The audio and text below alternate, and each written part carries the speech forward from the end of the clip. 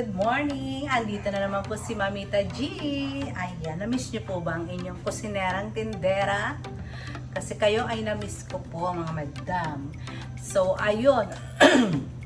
Hindi po nakapag-vlog ng 2 days ang inyong tindera dahil nagbisi-bisihan. Nag-birthday si Happy, dumalaw ang aking mga apo. So, wala po tayong time mag-vlog. O, diba? So, anyway, alam nyo na, siyempre naintindihan nyo na ang inyong kusinerang tindera. And I'm here again para i-share ang aking very simple again. Very simple lang at yet favorite nating lahat ito. Diba? Sino ang may favorite ng ito yung aking mga menu. Ate, wait muna. Gusto ko muna kayong kumustahin. Kumusta ang inyong weekend, mga madam. I hope you're all okay and fine. At syempre, masaya. At laging healthy tayo, mga madam. So, blessed Tuesday po sa ating lahat. Ayan. So, now, this is my menu. And I'm ready to share. Again, meron po tayong adobong chicken. Ayan po, na-marinate ko na. And isinalang ko na po siya. And then later, lalagyan natin yung atay. Okay? And then, meron din po tayong langka. So, ang langka po, bago igisa, papakuluan muna natin. Palalambutin muna natin po siya para hindi siya masyadong malakas sa gata. Diba? Mamaya natin siya igisa.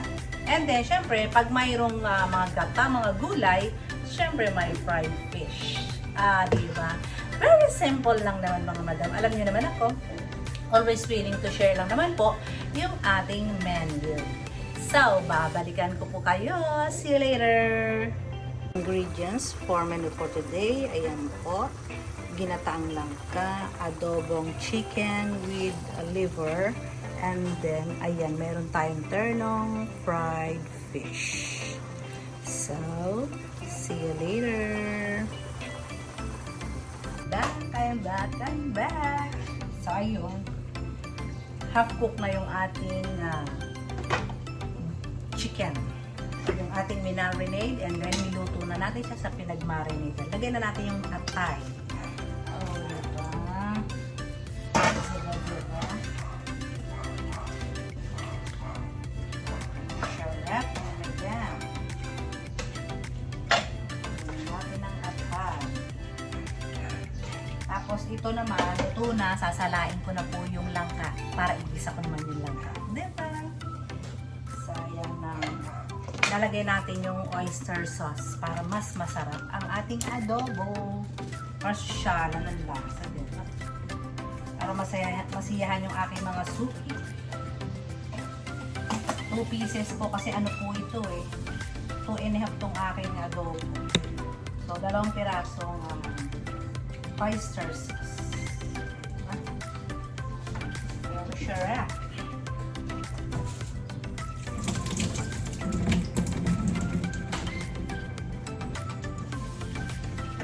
Pagkulo po nito mga madam ng 5 minutes ay luto na. Diba? At medyo may konting sabaw ako lagi kung mag-adobo kasi po sabaw pa lang ay ulam na. Sabi nga ng mga suki po dito sa amin sa preparation. Gusto po nila ang luto ko ay may konting sauce. Ayaw po nila ng dry. So kung pang tinda, kailangan po may konting sauce. At kung halimbawang pangbahay, huwag nyo nalagyan ng sauce. Diba? Dry, okay. So ayun, i-drain ko muna to and then balikan ko po kayo. I'm back.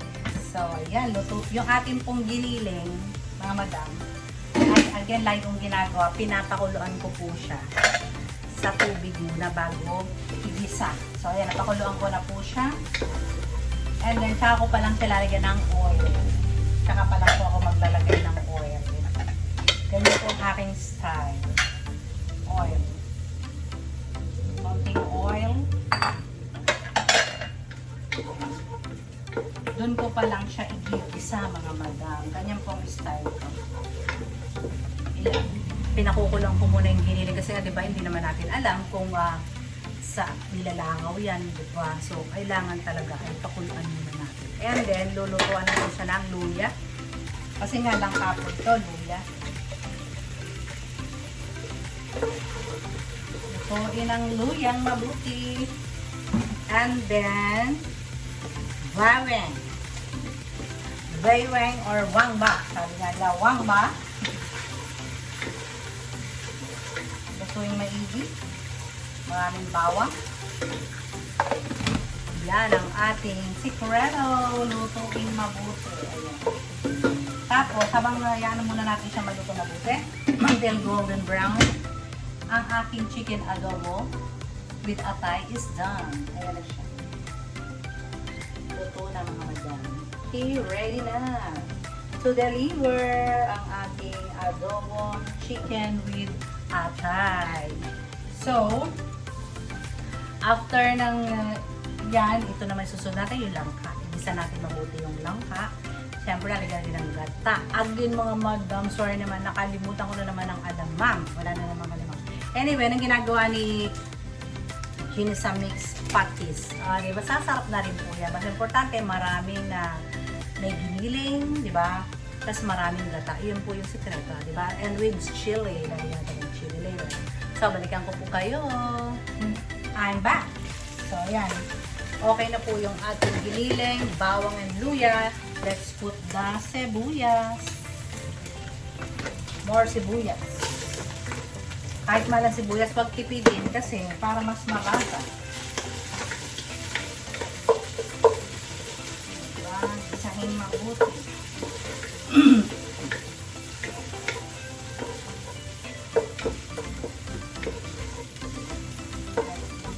Mabuti ang sibuyas. Kasi diba, malambot naman na po yung ating langka. So, konting gisa na lang yan. Lagyan na natin yung gata. It's mabilis na siyang maluto.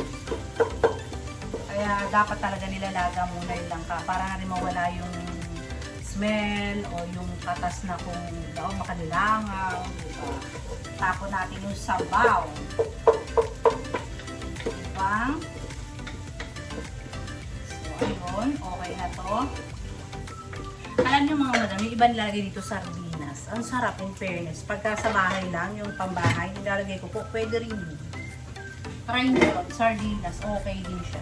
Kaya lagay na natin ang langka.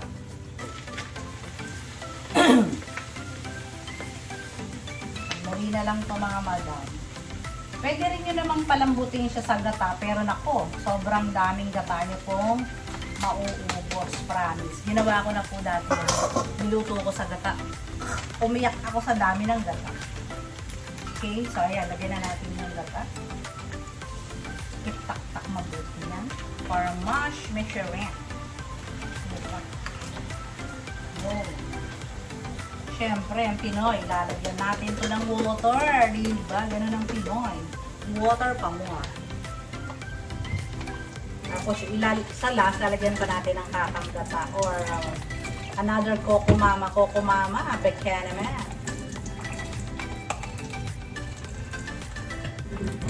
Diba? Coco Mama, baka naman.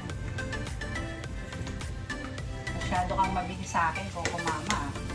Kasi diba sabi ko nga, nung ulit-ulit ko, bibili ka ng gata, 25 isa, gagatain mo pa yon. Ibigay mo pa yung power to the max mo, diba? So, magkukumama ka na lang. That is the best. So, dahil wala pa rin lasa, ilagay natin yung sili. Siyempre, putulin natin para yung iba lumasa. Yung iba, lalasa yun. Yung iba, huwag natin putulin para sa picture. Para sa picture, diba? Yan. Sili pa more. Diba? Kasi ang daming shields. Yan. Yan. Yung. So, lagyan natin ito para mas malasa, diba? Lagyan na natin yan. At lalagyan ko rin po ito ng chicken powder para mas saya. Diba? Para mas malasa. Kasi nung wala akong alamang na nailagay, mga manang. Lagyan natin siya ng patis. Konting patis. Talagang makakapagpalasa yan. And the chicken powder. Chicken powder, baka naman, Nor, baka naman. Baka naman. Isang kutsara. Diba? Para mas malasa. So, ayun. Hintayin kumulo. And then, lagay ulit natin yung isang gata pa.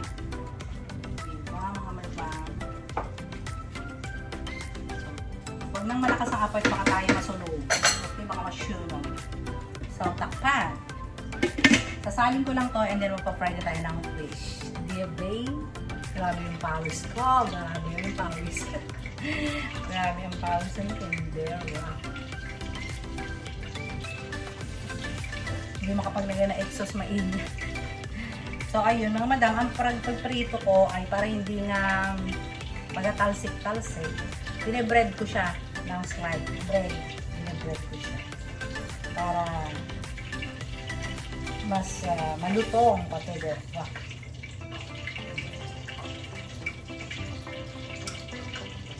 Pinapakulo ko na yung ano. Habang pinapalambot natin lang diba? Nagpiprito tayo ng fish. Ayan, malapit na tayo matapos. Walang sayang na oras, mga madam, diba? So, ayan mga madam, syempre, hindi ko na kayo ano dito, ang pangalan yan. Kapag piprito, isasama kasi alam niyo naman magprito dito. Diba? So, ayun, it's time to bye-bye again. I hope na nagustuhan niyo po yung aking menu for today. Simple again, pero masarap. Lagi yan ang ating tatandaan. Simple but masarap. O, diba? So, again, maraming salamat sa inyong pagsuporta. Paki-likes and share, please. And pa-subscribe naman na po sa mga baguhan natin dyan. So, again, maraming salamat. Stay healthy always. And God bless us all. Bye-bye!